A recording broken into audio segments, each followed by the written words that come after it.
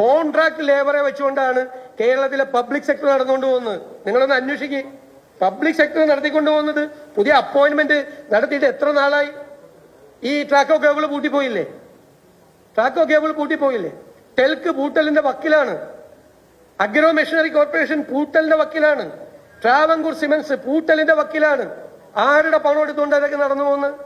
നമ്മുടെ നികുതി പണം, നമ്മുടെ എക്സ്ചക്കറിൽ നിന്നുള്ള പണം, നിങ്ങളും ഞാനും കൊടുക്കുന്ന നികുതി പണം എടുത്തുകൊണ്ട് ഈ ഒരാൾക്ക് പോലും ജോലി കൊടുക്കാൻ പോലും പറ്റാതെ, റിട്ടയർമെന്റ് വേക്കൻസിയിൽ പോലും ഒരാളെ നിയമിക്കാൻ പറ്റാതെ ഉള്ള പബ്ലിക് സെക്ടർ എടുത്ത് തലയിൽ വെച്ചിട്ട് സ്വകാര്യ നിക്ഷേപം പാടില്ല എന്ന് പറഞ്ഞാൽ ആ പോളിസിയോട് ഞങ്ങൾക്ക് യോജിപ്പില്ല.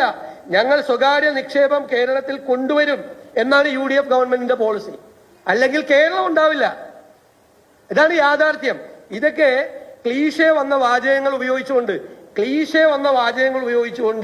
കേരളത്തിന്റെ ഭാവിയെ, അതാണ് ഈ പിള്ളേരൊന്നും നിൽക്കാത്തത്.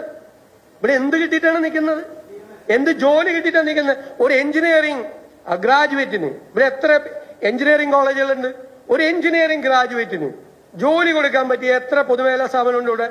ബിടെക് പാസ്സായി വരുന്ന ഒരു കുട്ടിക്ക്, ഒരു മെക്കാനിക്കൽ എഞ്ചിനീയറിംഗ് പാസ്സായി വരുന്ന ഒരു കുട്ടിക്ക് ജോലി കൊടുക്കാൻ, ഇലക്ട്രിക്കൽ എഞ്ചിനീയറിംഗ് പാസ്സായി വരുന്ന ഒരു കുട്ടിക്ക് ജോലി കൊടുക്കാൻ ഏത് സ്ഥാപനമുണ്ട് ഇവിടെ? വേണ്ടേ? ഈ കുട്ടികൾക്ക് ജോലിയൊന്നും വേണ്ടേ? തിന്നൂല്ല തീറ്റിക്കൂല്ല. ഇതാണ് CPMന്റെ എല്ലാ കാലത്തെയും നിലപാട്. അതെന്തിനാ അങ്ങനെ ഒരു നിലപാട്? ആ നിലപാട് അപ്പോഴേ ഈ പറയുന്ന കൃമികീടങ്ങളെ തിരികെ കയറ്റാൻ പറ്റുള്ളൂ. ഈ കൃമികീടങ്ങളെ തിരികെ കയറ്റണ്ടേ? ആ കൃമികീടങ്ങളെ തിരികെ കയറ്റണമെങ്കിൽ തിന്നൂല്ല തീറ്റിക്കൂല്ല എന്ന് പറഞ്ഞ ഏർപ്പാട് നടത്തിയാലേ അത് സാധ്യമാകുള്ളൂ. അതിനു വേണ്ടിയിട്ടാണ് ഈ പറയുന്ന വലിയ തൊഴിലാളി സ്നേഹ ഊമ്പന്മാരല്ലേ കഴിഞ്ഞ 10 വർഷമായിട്ട് എറണാകുളത്തെ ആ മലയിടന്തിരത്തിലെ അവസ്ഥ നിങ്ങൾ കണ്ടില്ലേ? ഈ സർക്കാർ വന്ന് 10ാമത്തെ ദിവസം അതിന് തീരുമാനം ഉണ്ടാക്കി. അപ്പോൾ ഈ തിന്നൂല്ല തീറ്റിക്കൂല്ല ഇത് തന്നെയാ ഏർപ്പാട്. നിങ്ങളൊന്ന് ആലോചിച്ച് നോക്ക്. നിയമസഭയിൽ പോയാൽ പിണറായി വിജയനും ബാലഗോപാലിനും ഒന്നും ഒരു റോളും ഇല്ലാത്ത അവസ്ഥ. അങ്ങനെ ഉണ്ടാവില്ല ചില സിനിമകളിൽ ചില ആളുകൾ വെറും സൈഡ് റോളിൽ ഒരു ശ്രദ്ധിക്കപ്പെടാത്ത ഒരു ഡയലോഗ് പോലും ഇല്ലാത്ത ആളുകളെ കണ്ടില്ലേ? ചില നടന്മാർ ചില സിനിമകളിൽ കണ്ടില്ലേ? അതുപോലെയാണ് നിയമസഭയിൽ ചെന്നാൽ പിണറായി വിജയന്റെയും ബാലഗോപാലിന്റെയും അവസ്ഥ. ഒരു റോളില്ല. അങ്ങനെ കൂട്ടത്തിൽ വരിക പോകുക എന്നല്ലാതെ ഒരു ഡയലോഗ് പോലും പറയാൻ പറ്റുന്നില്ല. എന്നാൽ പത്രസമ്മേളനത്തിൽ വന്ന മൈരളിക്കാരനും ദേശാഭിമാനി എന്ന് പറയുന്ന മഞ്ഞപ്പത്രത്തിനും എന്താ പണി? ഒരു പണിയുമില്ല. ഒരു ചോദ്യം ചോദിക്കാൻ പോലും പറ്റുന്നില്ല. കാരണം അമ്മാതിരി അണ്ണാക്കിൽ കയറി പൊട്ടിക്കലാ സതീശൻ പൊട്ടിച്ചോണ്ടിരിക്കുന്നേ. അപ്പൊ ഇത് കാണുമ്പോൾ കുറെ ആളുകൾക്ക് ഹാലിളക്കാണ്.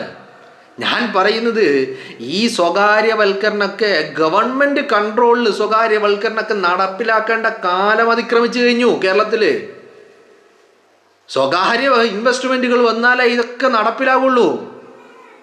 അല്ലാതെ ഈ പറയുന്ന സർക്കാരിൻ്റെ എന്ന് പറഞ്ഞിട്ട് കമ്പനികൾ തുടങ്ങുക, പൊതുമേഖലാ സ്ഥാപനങ്ങൾ തുടങ്ങുക, എന്നിട്ട് നഷ്ടത്തിൽ ഓടിക്കുക, എന്നിട്ട് ആ നഷ്ടം നികത്താൻ വേണ്ടി പൊതുഖജനാവിൽ നിന്ന് നികുതി കൊടുക്കുന്ന പണം കൊടുത്തിട്ട് തുടങ്ങുന്നത് ക്യാപിറ്റൽ എവിടുന്ന? പൊതുഖജനാവിൽ നിന്ന്.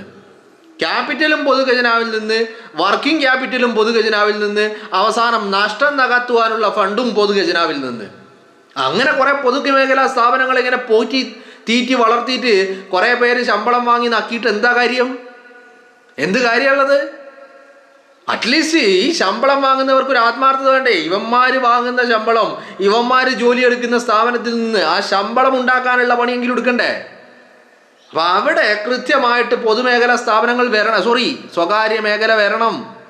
എന്നാലേ നാട് വികസിക്കുള്ളൂ. അപ്പോഴേ അക്കൗണ്ടബിലിറ്റിയും കമ്മിറ്റ്മെന്റും റെസ്പോൺസിബിലിറ്റിയും ഒക്കെ ഉണ്ടാവുള്ളൂ.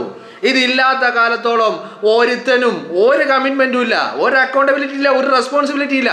തോന്നും വിധം എന്ന രീതിയിൽ അത് പോരാ. നമ്മുടെ നാട്ടിൽ വരും തലമുറ ഈ കാണുന്നതൊന്നും, വരും തലമുറയുടെ സ്വപ്നങ്ങളൊന്നും ഈ പറയുന്ന പിണറായി വിജയനൊന്നും മണക്കോട്ട കിട്ടിയാലും കണ്ടെത്താൻ കഴിയാത്ത സ്വപ്നങ്ങളാണ്. അവര് ഈ പറയുന്ന 1000, 2000, 3000, 10,000, 15,000, 50,000, 1,00,000 അവർ ജോലി ചെയ്യാൻ ആഗ്രഹിക്കുന്നത്. അവര് മാക്സിമം ഏണിങ്സ് ഉണ്ടാക്കുന്ന എന്താണ് പരിപാടി, അതിന് വേണ്ടിയിട്ടാണ് ഇപ്പോഴത്തെ തലമുറ പണിയെടുക്കുന്നത്. ഈ ഊമ്പിയ ജീവിതം ജീവിക്കാൻ വേണ്ടിയിട്ടല്ല, നല്ല ലാർവിഷ് ലൈഫ് ആഡംബരപൂർണമായ ജീവിതത്തിന് വേണ്ടി അവർ പണിയെടുക്കുന്നത്. അപ്പോൾ അവിടെ ഈ പറയുന്ന പൊതുമേഖലാ സ്ഥാപനങ്ങൾ കൊണ്ടുവരിക, എന്നിട്ട് ബാക്കിയുള്ളവന് ഇവിടുന്ന്. നിങ്ങളൊന്ന് ആലോചിച്ച് നോക്ക്, നമ്മൾ സാധാരണക്കാരൻ ഒരു മൊബൈൽ ഫോൺ വാങ്ങുമെന്ന് കരുതുക. നിങ്ങൾ ഒരൊറ്റ മൊബൈൽ ഫോൺ വാങ്ങുമെന്ന് കരുതുക. നിങ്ങൾ എത്ര രൂപ GST നൽകണം? എത്ര രൂപ GST നൽകണം? നിങ്ങൾ കൊടുക്കുന്ന പണത്തിൻ്റെ ഒരു മൊബൈലിൻ്റെ വില 20,000. ഞാനൊരു ഉദാഹരണം പറയാം. 20,000 നിങ്ങൾ കൊടുക്കുകയാണെങ്കിൽ അതിൽ ഒരു എന്താ പറയേണ്ടത്, ഒരു 40%, 30% അതിൽ GST-യാണ്, ടാക്സാണ്, പല വിധത്തിലുള്ള ടാക്സുകളാണ്. അപ്പം ഇത്രയൊക്കെ ടാക്സ് കൊടുത്തിട്ട് ആരാ മൊബൈൽ വാങ്ങാത്തത്? ആരാ വാഹനം വാങ്ങാത്തവര്? ആരാ ഈ പറയുന്ന പിന്നെ എന്താ പറയേണ്ടത്, ഇപ്പം ഈ കാലഘട്ടത്തിലെ ഓരോ ഉപകരണങ്ങളും വാങ്ങി ഉപയോഗിക്കാത്തവരാരാളെ? എല്ലാത്തിനും എത്ര നികുതി കൊടുക്കുന്നുണ്ട്. എന്നിട്ട് ഈ നികുതി ഉപയോഗിക്കുന്നത് നാടിൻ്റെ ഈ പറയുന്ന വികസനത്തിന് വേണ്ടിയാണെങ്കിൽ കുഴപ്പമില്ല. ഒരുപാട് പൊതുമേഖലാ സ്ഥാപനങ്ങൾ തുടങ്ങുക, എന്നിട്ട് അതൊക്കെ എല്ലാ പൊതുമേഖലാ സ്ഥാപനങ്ങളും നഷ്ടത്തിൽ. എന്നിട്ട് ആ നഷ്ടം നികത്താൻ വേണ്ടി ഈ നികുതിയിൽ നിന്ന് പണം അങ്ങോട്ട്, എന്നിട്ട് കൈരളിക്കാരനും ദേശാഭിമാനിക്കാരനും ഇങ്ങനെ തീട്ടം തുടക്കാനായിട്ട് ഇറങ്ങിത്തിരിച്ചിരിക്കുക. സതീശൻ്റെ മുമ്പിൽ ഇത് പിണറായി വിജയനല്ല, അത് മനസ്സിലാക്കുക. നിങ്ങളൊന്ന് ആലോചിച്ച് നോക്ക്, ഒരു ചോദ്യം ചോദിക്കുമ്പോഴത്തിന് എന്തൊക്കെ മറുപടിയാ. ഇപ്പം ഏറ്റവും നിങ്ങളൊന്ന് ആലോചിച്ച് നോക്ക്, നിങ്ങളുടെ പരിചയത്തിൽ, നിങ്ങളുടെ നെയ്ബർഹുഡിൽ, നിങ്ങളുടെ നാട്ടിൽ, നിങ്ങളുടെ ഗ്രാമത്തിൽ, നിങ്ങളുടെ എന്താ പറയേണ്ടത് റിലേഷൻഷിപ്പിൽ, നിങ്ങളുടെ ഫാമിലിയിൽ, നിങ്ങളുടെ ഫാമിലി ഫ്രണ്ട്സിൽ ഒക്കെ നിങ്ങൾ എടുത്തു നോക്കുക. ഈ എൻജിനീയറിംഗ് ഗ്രാജുവേറ്റ് ആയിട്ടുള്ള എത്ര യുവാക്കളാണുള്ളത്? എവിടെയാ ഇവർ ജോലി ചെയ്യുന്നത്? എന്താ ഇവരുടെ ജോലി? എന്തുകൊണ്ടാണ് ഇത് ഇങ്ങനെ സംഭവിക്കുന്നത്? നമ്മുടെ കേരളത്തിൽ എത്ര എൻജിനീയറിംഗ് കോളേജുകളാ? ഇവിടുന്ന് ഇറങ്ങി വരുന്ന ആളുകൾക്കൊക്കെ ജോലി കിട്ടുന്നുണ്ടോ? ഈ എൻജിനീയറിംഗ് പഠിച്ചതിനുള്ള ജോലിയാണോ ഇവരൊക്കെ എന്നിട്ട് ചെയ്യുന്നത്? എന്തുകൊണ്ട് സംഭവിക്കുന്നത്? കൃത്യമായിട്ട് സ്വകാര്യ നിക്ഷേപങ്ങൾ വരണം, എന്നാലേ നാട്ടിൽ വികസനം ഉണ്ടാവുള്ളൂ. കാരണം അപ്പോഴാണ് ഫണ്ട് ഫ്ലോ എന്ന് പറയുന്ന സംഭവം ഉണ്ടാവുള്ളൂ. സ്വകാര്യ നിക്ഷേപങ്ങൾ വരണം. ആ സ്വകാര്യ നിക്ഷേപങ്ങൾ വരുമ്പോൾ കൃത്യമായിട്ട് ഏത് പ്രദേശത്താണ് വരുന്നത് അവിടങ്ങളിൽ സംവരണങ്ങൾ ഉണ്ടാക്കണം. ഇന്ന് കൃത്യമായിട്ട് VD സതീശൻ പറഞ്ഞ പോലെ തുറമുഖങ്ങൾ വരും, അതിൽ സംവരണങ്ങൾ ഉണ്ടാകും. അപ്പോൾ ആ നാട്ടിലെ ജനങ്ങൾക്ക് പല രീതിയിൽ ജോലി, പണം, വരുത്ത് പോക്ക്, വരവ്, ചെലവ്, ഫണ്ട് ഫ്ലോ ഇതുണ്ടാവണം. സഖാക്കളെ, നിങ്ങൾക്കൊരു കാര്യം, നിങ്ങൾ ഇപ്പോഴും മനസ്സിലാകാത്ത ഒരു കാര്യം, സതീശനെ നിങ്ങൾ ഈ പറയുന്ന രീതിയിൽ ചോദ്യം ചോദിച്ചിട്ട് അങ്ങോട്ട് തീർക്കാമെന്ന് കരുതിയാൽ ഇത് മാത്രമായിരിക്കും നിങ്ങളുടെ വിധി. വേറെ ഒരു പരിപാടി നിങ്ങൾക്ക് ഉണ്ടാവില്ല. കാരണം എന്താണെന്നറിയോ? അത് സതീശനാ. അയാൾ വെറുതെ വരുന്നതല്ല, അയാൾ പഠിച്ച് എന്താ പറയേണ്ടത് കൃത്യമായി തറോ ചെക്കുകൾ നടത്തിയിട്ടാണ് അയാൾ ഒരു വാർത്താ സമ്മേളനത്തിൽ പോലും എത്തുന്നത്. അപ്പം നിങ്ങൾ ആലോചിച്ച് നോക്കുക, അയാൾ ബഡ്ജറ്റ് അവതരിപ്പിക്കാൻ എത്ര പണിയെടുത്തിട്ടുണ്ടാവും. ശരിക്കും പറഞ്ഞാൽ കൃത്യമായിട്ട് ആ മനുഷ്യൻ ഈ പറയുന്ന മുഖ്യമന്ത്രി കസേരയിൽ ഇരുന്നതിന് ശേഷം ഉറങ്ങിയിട്ടുണ്ടാവില്ല. അത്രമാത്രം ഹോംവർക്ക് ചെയ്തിട്ട് ആ മനുഷ്യൻ പണിയെടുക്കുന്നത്. അപ്പോൾ ആ മനുഷ്യൻ്റെ മുമ്പിൽ ഇമാതിരി ഉടായിപ്പായിട്ടും പോയാൽ നടക്കുമോ നിങ്ങൾക്ക്? പിണറായി വിജയനൊക്കെ നിങ്ങളൊന്ന് ആലോചിച്ച് നോക്കണം. പിണറായി വിജയനൊക്കെ ഇപ്പോൾ ഈ 2021 പിണറായി വിജയൻ മുഖ്യമന്ത്രിയായി അല്ലേ? 2016 മുതൽ മുഖ്യമന്ത്രിയായി. ഈ പറയുന്ന പൊതുമലിനീകരണ വകുപ്പ് എന്ന് പറയുന്നൊരു സംഭവം ഉണ്ടായിരുന്നു.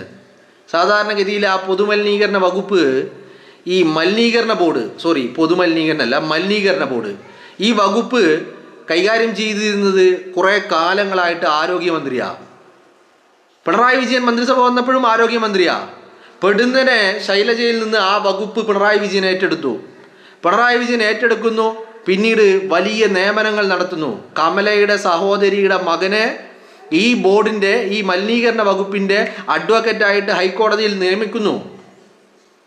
ഞാൻ പറയുന്നത് ഇതൊരു ഉദാഹരണം പറഞ്ഞെന്നുള്ളൂ. ഇതൊക്കെ കഴിഞ്ഞ കാലങ്ങളിൽ നടന്നതാ, കേരളം അറിയാതെ. ആ മലിനീകരണ ബോർഡിൽ നിന്ന് പല ആവശ്യങ്ങൾക്കും മലിനീകരണ ബോർഡുമായി നിരന്തരമായി ബന്ധപ്പെട്ടുകൊണ്ടിരിക്കേണ്ട ഒരു കമ്പനിയാണ് ഈ CMRL. ആ CMRLാണ് പിണറായി വിജയൻ ഈ മലിനീകരണ ബോർഡ് ഏറ്റെടുത്തതിന് ശേഷമാണ് മാസപ്പടി വീണയുടെ അക്കൗണ്ടിലേക്ക് വരാൻ തുടങ്ങിയത്. കൃത്യമായിട്ട് മനസ്സിലായില്ലേ? ഈ സ്വകാര്യ നിക്ഷേപങ്ങൾ ഇല്ലെങ്കിൽ നമ്മുടെ കേരളം മുന്നോട്ട് പോകൂല. എങ്ങനെ മുന്നോട്ട് പോകണേ? കടമെടുത്തിട്ടോ?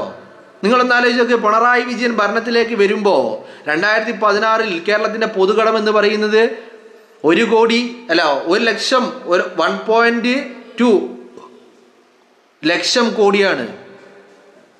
മനസ്സിലായില്ലേ? 1,20,000 കോടി രൂപ. 1 ലക്ഷത്തിൽ മുകളിൽ 1.5 ലക്ഷം കോടി രൂപയായിരുന്നു കേരളത്തിൻ്റെ പൊതുകടം എന്ന് പറയുന്നത്. ഇപ്പോൾ പിണറായി വിജയൻ ഇറങ്ങുമ്പോഴോ 5 ലക്ഷം കോടി. ഈ പറയുന്ന സ്വകാര്യ നിക്ഷേപങ്ങളൊന്നും വേണ്ട, കടമെടുത്ത് അതിന് പലിശ കൊടുത്ത് ഇങ്ങനെ മുന്നോട്ട് പോകാനാണോ? ഇങ്ങനെ മുന്നോട്ട് പോയാൽ ഏത് സ്ഥാപനം രക്ഷപ്പെടാൻ പോകുന്നത്? ഉള്ളതൊക്കെ പൂട്ടിക്കെട്ടേണ്ട അവസ്ഥ ഉണ്ടാവുന്നല്ലാതെ ഏതാ രക്ഷപ്പെടാൻ പോകുന്നത്? എന്നിട്ട് ഇതും പോരാഞ്ഞിട്ട് ഈ പറയുന്ന പൊതുഖജനാവിൽ നിന്ന് അങ്ങോട്ട് നഷ്ടം നികത്താൻ വേണ്ടി അങ്ങോട്ട് സഹായം, സർക്കാർ സഹായം ഈ പറയുന്ന പൊതുമേഖലാ സ്ഥാപനങ്ങൾക്കൊക്കെ. എന്നിട്ട് സ്വകാര്യ നിക്ഷേപം വരണം, അക്കൗണ്ടബിലിറ്റി ഉണ്ടാവണം, റെസ്പോൺസിബിലിറ്റി ഉണ്ടാവും, കൃത്യമായ പ്രവർത്തനങ്ങൾ ഉണ്ടാകും, കമ്പനികൾ ലാഭത്തിലേക്കാവും. അതാ വേണ്ടത്. അപ്പോൾ എന്ത് പറഞ്ഞാലും ഇവരുടെ അവസ്ഥ എന്താ? തിന്നൂല്ല തീറ്റിക്കൂല്ല. അത് സതീശനോട് വേണ്ട. സഖാക്കളുടെ അണ്ണാക്കിൽ പൊട്ടിച്ച മറുപടി നിങ്ങളൊന്ന് ആലോചിച്ച് നോക്ക്. നിയമസഭയിൽ കൊടുത്തിട്ട് വന്നപ്പോൾ ഇപ്പുറത്തുനിന്ന് ബാലഗോപാലിനും പിണറായി വിജയനും ഒരുമിച്ച് വാർത്താ സമ്മേളനം. നിങ്ങളൊന്ന് ആലോചിച്ച് നോക്ക്. പിണറായി വിജയൻ ഈ കഴിഞ്ഞ 10 വർഷക്കാലം വാർത്താ സമ്മേളനം തൻ്റെ കൂടെ ആരെങ്കിലും ഒരാളെ ഇരുത്തിയിട്ടുണ്ടോ? എന്നാൽ ഇന്നത് ഇരുത്തി ബാലഗോപാലിനും പിണറായി വിജയനും പാടെ വാർത്താ സമ്മേളനം. കഴിയേണ്ട താമസമില്ല, ഉടൻ മറുപടിയും വന്നു. കൊടുത്തു നെരിപ്പായിട്ട് വെടി വയറ് നിറയെ എന്ന് പറയുന്നത്. ആ മനുഷ്യനിൽ കാണുന്ന ഒരു പ്രത്യേകത എന്തറിയോ? ഇപ്പം നിങ്ങളൊന്ന് ആലോചിക്ക്. പൊതു നിക്ഷേപത്തെക്കുറിച്ച് സ്വകാര്യ നിക്ഷേപത്തെക്കുറിച്ച് സംസാരിക്കുമ്പോഴേക്കും ആ മനുഷ്യൻ അതിനെ എങ്ങനെയാ കേരളത്തിലെ ജനങ്ങളുമായി കണക്ട് ചെയ്ത് നോക്കി നിങ്ങൾ. ഈ എഞ്ചിനീയറിംഗ് ഗ്രാജുവേറ്റ് ആയിട്ടുള്ള എത്ര യുവാക്കൾ നമുക്കിടയിൽ ജോലിയില്ലാതെ അലഞ്ഞു തിരിഞ്ഞ് നടക്കുന്നത്. ഇനി ജോലിക്ക് പോകുന്ന ആൾക്കാരോ ഈ എഞ്ചിനീയറിംഗ് പഠിച്ച പണി അവർ എടുത്ത ഗ്രാജുവേഷനുള്ള ജോലിക്കാണ് അവർ പോണത്. എന്തുകൊണ്ട് ഇത് സംഭവിക്കുന്നു? സ്വകാര്യ നിക്ഷേപങ്ങൾ ഉണ്ടാവണം, എന്നാലേ നമ്മുടെ നാട് നന്നാവുള്ളൂ. വികസനം ഉണ്ടാവണോ? സ്വകാര്യ നിക്ഷേപങ്ങൾ വരണം. തൊഴിലവസരങ്ങൾ ഉണ്ടാവണമെങ്കിൽ സ്വകാര്യ നിക്ഷേപങ്ങൾ വരണം. എന്നാലേ അക്കൗണ്ടബിലിറ്റി ഉണ്ടാവുള്ളൂ, റെസ്പോൺസിബിലിറ്റി ഉണ്ടാവുള്ളൂ, കമ്മിറ്റ്മെന്റ് ഉണ്ടാവുകയുള്ളൂ. കൃത്യമാണ് വി ഡിയുടെ കാഴ്ചപ്പാടുകൾ എന്ന് പറയുന്നത്.